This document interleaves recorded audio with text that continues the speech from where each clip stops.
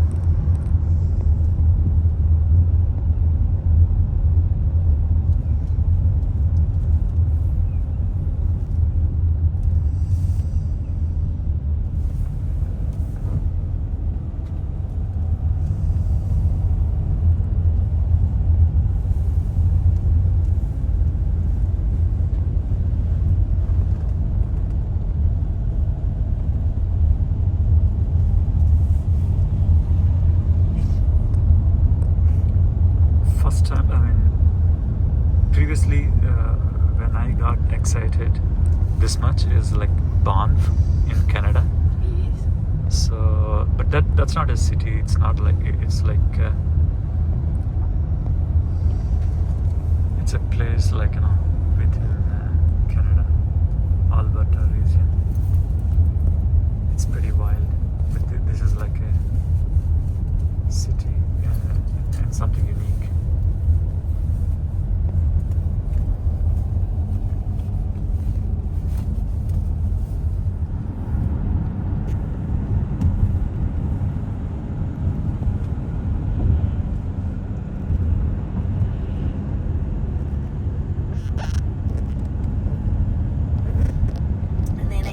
You can see the mountain with that peak on top. The highest point, that is Chapman's Peak. Oh, a lot of people hike, right? They do, yes. And so when the road was constructed to connect Hout Bay to the southern suburbs, which are on the other side of that mountain, they would call it Chapman's Peak Drive. Yeah, that was one of the popular hikes. That's what I read. Chapman's Peak. So interesting that the Dutch settlers wouldn't really fiddle too much this side of the mountain, because everything was focused at the Cape, right? But what they would do was, when we became a British colony, the British would establish commercial fishing all along the coastline. And Hout Bay would be one of those places where the commercial fishing entities would be installed. And of course that would mean an increase in rates and taxes and income tax and all of those good things. Another eucalyptus tree. Yeah. Their root system will go up to 2 kilometers below the Earth's surface in search of water. And we have substantial aquifers here, which is how they've managed to survive. But as you can see, we can't just rip them out and do away with them, because my mountain will wash away in the rainfall. So we've got a little bit of a head scratcher in terms of how to get rid of this alien species. And also the Cape Floral Kingdom that I mentioned yesterday. Some of the vegetation is an ancient adaptation, which means that when it's given the opportunity to recover or return in an area, it takes that much longer than other plant species. Yeah, I heard the same story about the eucalyptus when I was young, when they're growing in my village. Yes.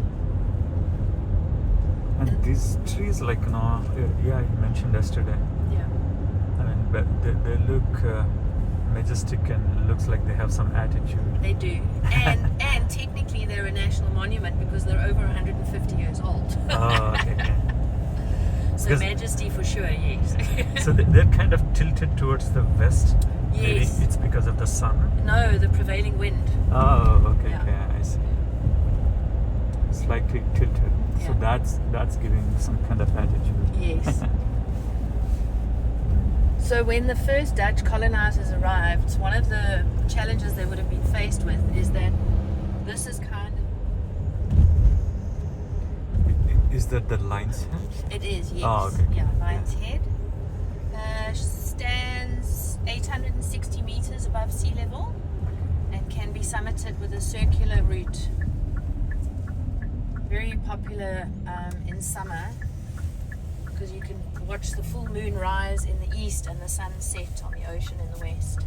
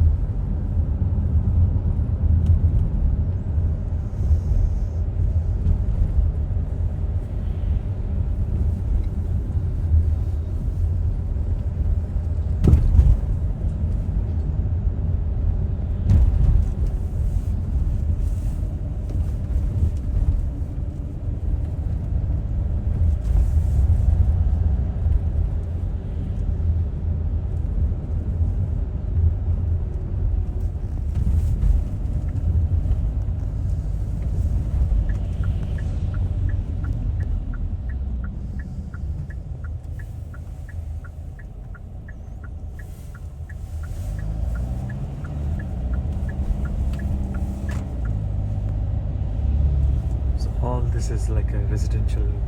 Yeah, this particular neighborhood is called Bantry Bay. Okay.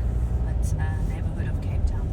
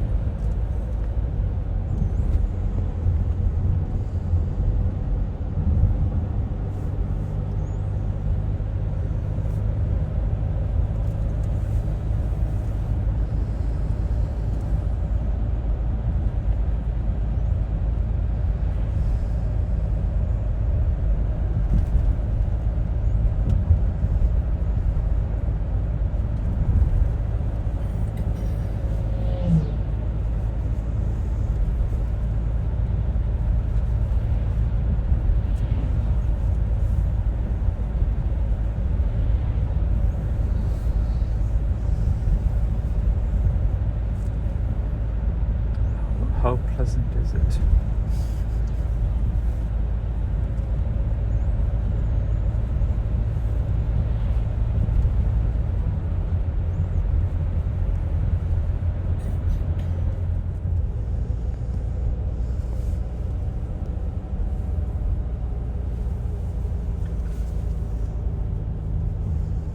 This is Camps Bay down the bottom here. Okay. One of the seaside neighborhoods of Cape Town.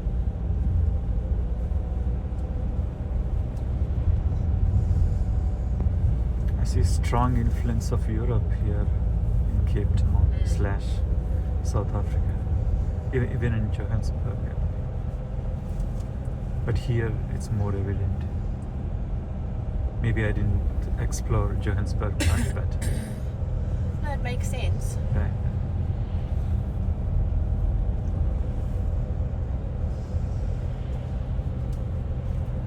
In a positive way. Thanks for the annexure. This section of Table Mountain up here Right. is called the 12 Apostles. It's in reference to the buttresses and peaks down the western side of the mountain. And I'll let you in on a little secret. There's 18 buttresses and peaks. So my working theory is that the Dutchman in charge of counting them got distracted with the offer of a brandy and went, we'll just go with 12.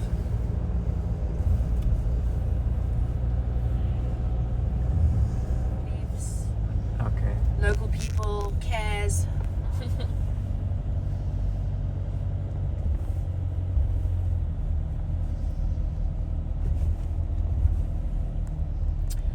call this Instagram Street.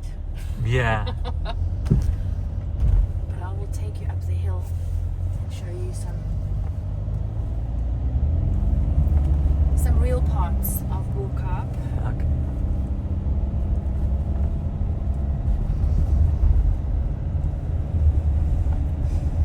So they still, you know, as a community, that street we've just driven up, they will close that street to traffic, Okay. and then break fast together as a community. So not only people who live here in this neighborhood, but family members will come through so that they can break fast together.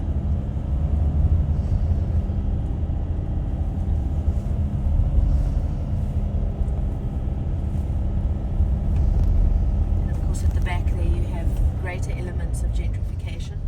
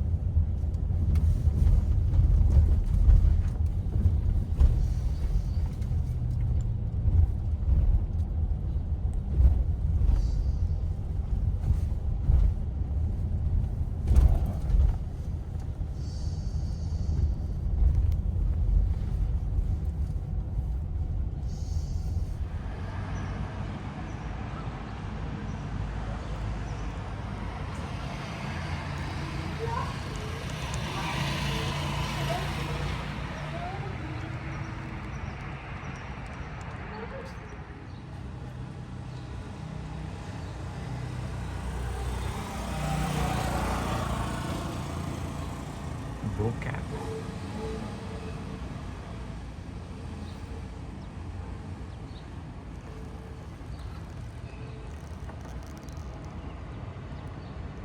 ఇది చూసావు అక్కడ mask ఉంది.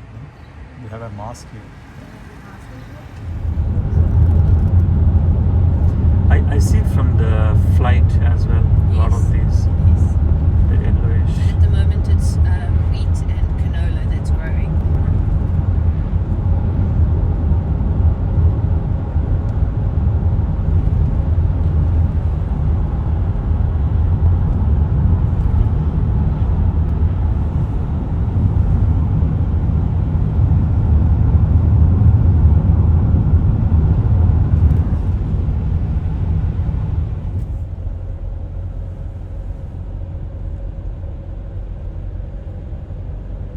So we visited several places. This is kind of unique because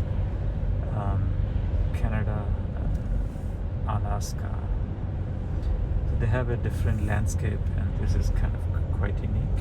It is. The way that my mountains were formed is also a pretty cool story. So it's 250 million years ago.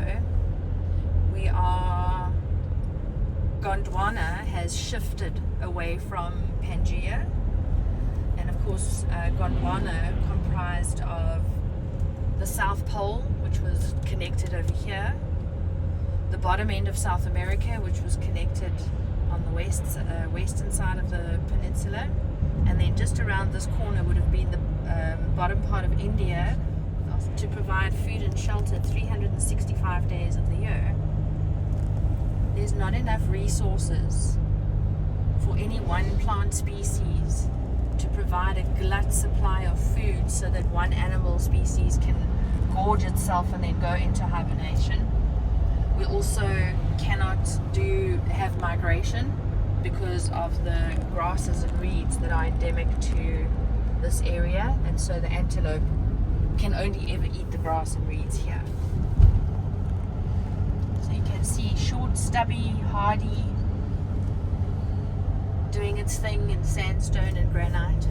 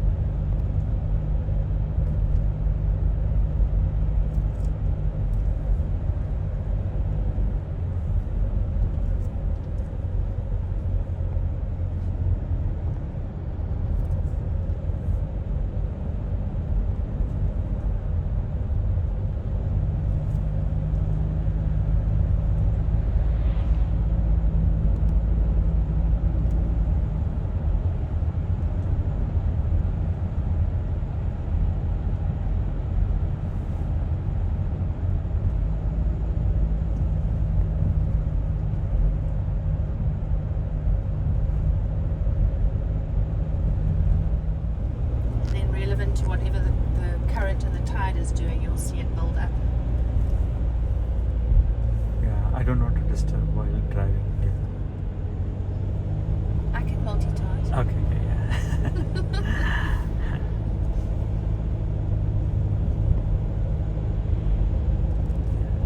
Yeah, in case you have to focus, yeah, feel free to.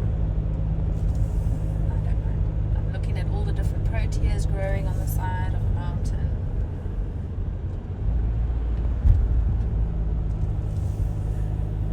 Beautiful pop of purple bloom every now and again. So how did that proteus came that word, like what is that like? Oh, that's a cool question. Okay, so there's over 950 species of protea, Okay. and broadly speaking they're broken up into 3 categories. The one is what we call a pin cushion, that looks like the pin cushion from the dressing.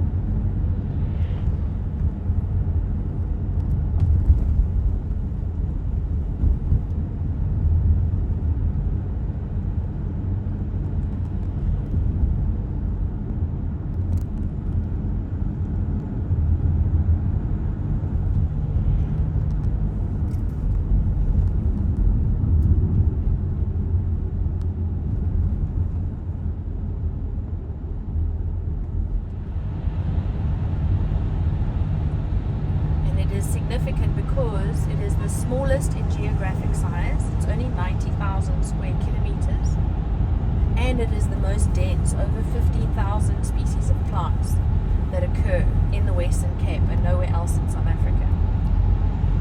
And these are plants that have adapted over eons and eons and eons of time to survive in a low water table environment, gale force wind, proximity to the ocean, and not very nutritious soil, because we are predominantly sandstone and granite in the Western Cape. Okay. Majoritatively by 2 of the 4 opposition parties. They were like, find the money somewhere else. People can't afford 2% increase on VAT.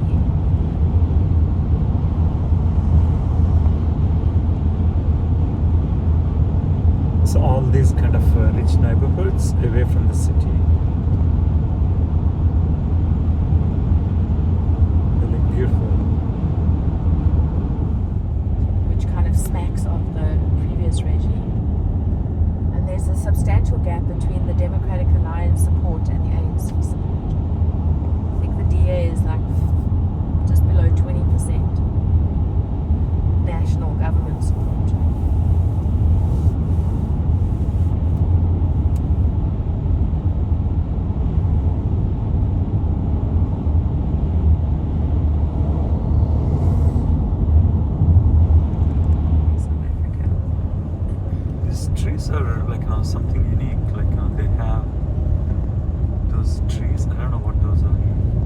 stone pine trees. I see. So that's what happens when you take a northern hemisphere tree that's used to 9 seconds of sunshine and give it 9. Yes, it's interesting to consider what my country would look like had the British not arrived. Yeah. Same thing with India. I'm like, Yeah. It could be English, it could be whatever the fundamental. I mean, they pretty much follow. To give up to 70% of your produce back to the Dutch East India Company, who would then take it back to Europe and trade it for a profit. And that was when my ancestors would arrive. Yeah, the East India Company, like, it's it's pretty amazing, like the way they started the company and then what they achieved. Yes. In those days, that in Yes. 1600s, Yes, right? Like, yes. it's kind of. Then Vasco da Gama came to India. That's right. He was 150 years earlier. Right. Yeah. It's pretty amazing.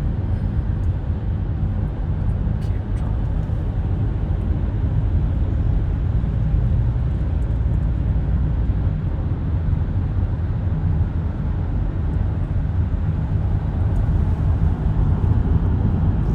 It's the port city.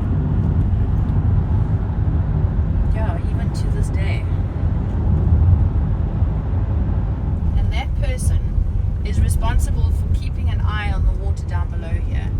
And if they see something that looks suspiciously like shark, they then sound an alarm and radio the lifeguard on duty down below, who then will close the beach and encourage people to exit the water so that they don't get bitten.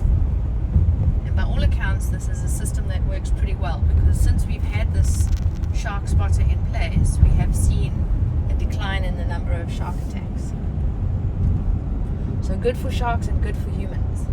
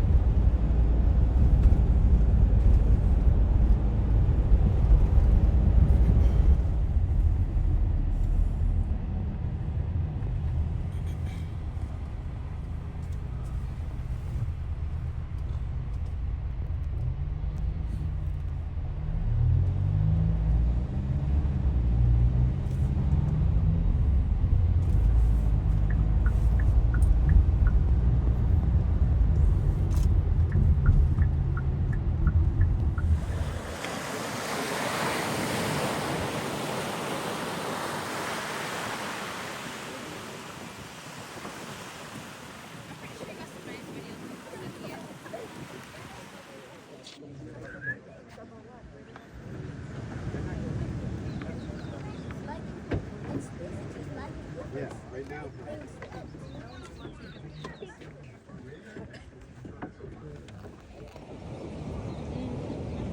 I don't think the big. Yeah. Unless it's like a we need place. Only go down. Oh, what the penguins will be attractive. Maybe swallow the flower. Swallow anything that's on the ground. And if you know a penguin will swallow.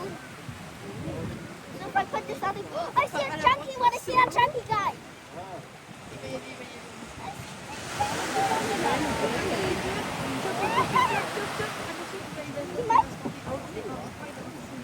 Look at the penguin. Look at the penguin. Look at the penguin. There's a guy swimming. Oh, believe it. Oh, there's that little guy. Oh, there's a tsunami coming.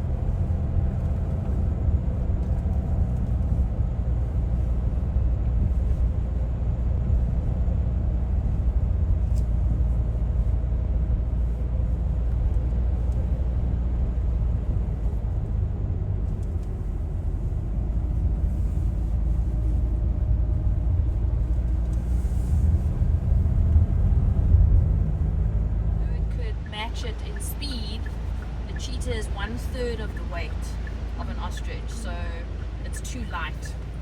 A lion couldn't get to 70 kilometers an hour, and even if it did, it doesn't want to have to deal with all those feathers to get to the meat. And so the leopard, with its pounce way of hunting, is the main predator for the ostrich in the wild.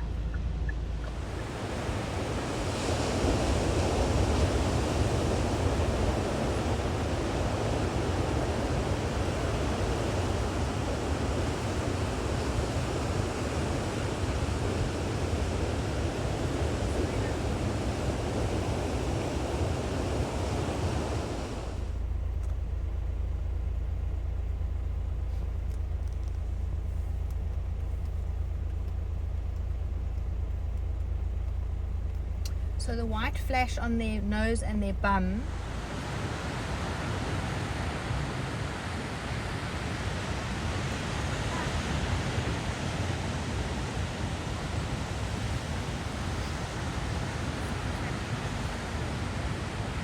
Yeah.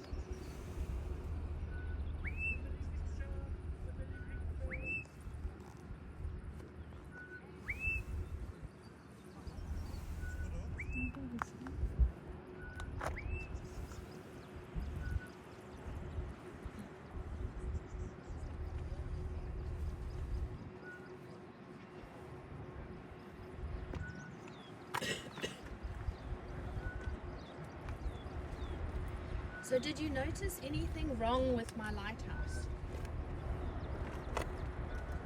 No. So first thing, it's not on. Oh, yeah. Second thing, when you were up there and you were facing south, you would have seen more mountain in front of the lighthouse. Yeah. Now this is a problem because lighthouses are supposed to be on the edge of the landmass. So despite...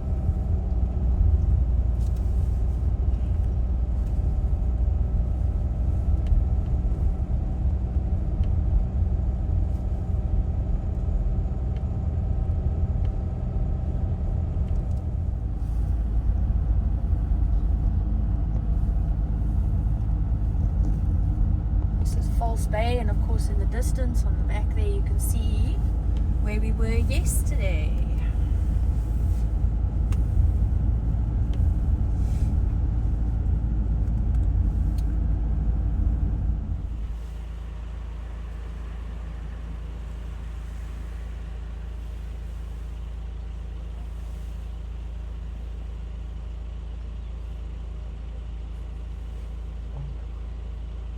She's not even watching, she's eating.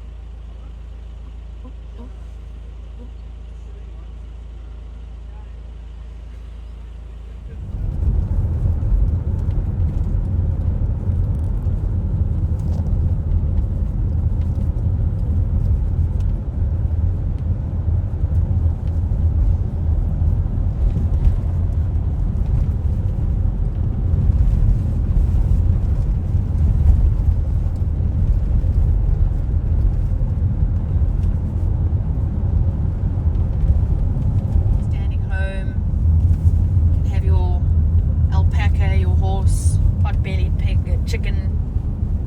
Make your own bread.